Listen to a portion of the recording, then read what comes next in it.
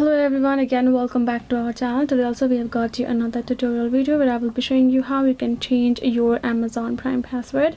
But before we start with our video, do make sure to like our video, subscribe our channel, and yes, we will simply just dive into our video.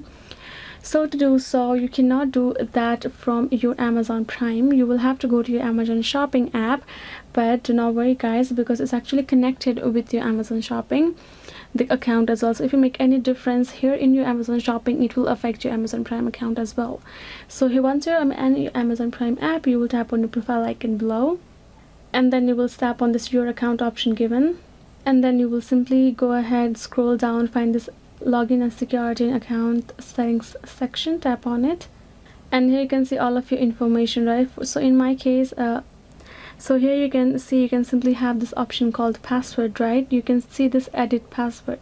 So if you tap on this edit password, you can simply add in a new password and tap in again the new password over here, tap on save changes, and this will change your password for your entire Prime, which includes your Prime Video and your Prime Shopping as well.